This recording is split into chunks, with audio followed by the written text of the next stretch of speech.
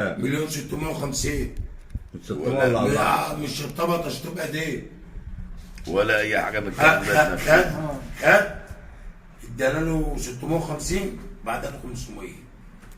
1150 عملنا العقد بال 650 وخد 500 من الفريق جمعه، وكل اللي وصله مليون وفك. خلاص ايه اللي حصل تاني يا ربي؟ اداله كان له 100,000 كمان، قام عطاله زياده عن الفلوس قبل ما يجي الميعاد 100.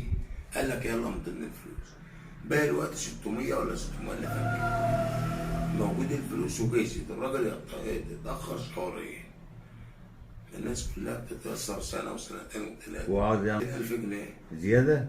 شرط الجزائي. قلت له طب هات فلوس نيابه، هات فلوس نيابه. طب ما يدالك شرط. ما هو مش راضي، ما عادش باقي مع النسوان وتصيح في البيت، بلاش خلاص. ودي ماسك فيا يقول لي انت دبستني طلع لي مني، ولا ده عاوز يديني فلوس ولا ده عاوز يديني فلوس، ودي مش عاوز يديني فلوس الا لما يدي الفلوس. كله مدة بقى. طب انا ذنبي ايه؟ معلم احمد الظلام، انت مصدق بقى كلامه ان الحوار اللي انت بتقوله ده حصل؟ مصدق حوار؟ الراجل كلمني النهارده والله. طب اتصل على احمد اللي شغال معاك يقول لك بقى في الصناعه، اتصل على احمد فوق. انت نفذت البيعه؟ بقول لك يابا واخد مليون و100 نفذت البيعه، اديته بقيه فلوسه وسلم واستلم. يا عم خلصني. امال الدكتور ده مين بقى اللي بيقول عليه؟ يعني انت خلصت بعد تطلع بقى فلوسه؟ يا الفلوس هو مش راضي يدخلنا الشقه ولا وخد بقى 600 جنيه. ازاي مش جاب 600 بقى 600 له عشان يعمل عقد نهائي ويخلص. وصلوا كام الوقت؟ مليون وفك. عامل لنا عقد بكام؟ 650. يعني دول مش في العقد خالص، يتعمل ناصب. احنا خدنا منك حاجه واخد فلوس وشقه عندك ومش عاوز يدينا عمولتش، وانه عاوز. طب الراجل استلم الشقه ما استلمهاش يا عم ما استلمهاش، هو لسه 600 وجاي عليا لسه مقابله في الشارع وعاملين فضايح. بيقول لي انت لبستني معاه، قلت له هخرجك منه بس تضرب لك 3 برايز. امال ايه؟ واحنا خدنا شقه طلعناها في الدور الثاني ولا ايه؟ انت ما بعتش الشقه اصلا، ما بعتش، ما نفذتش البيعه وقفشت فلوس.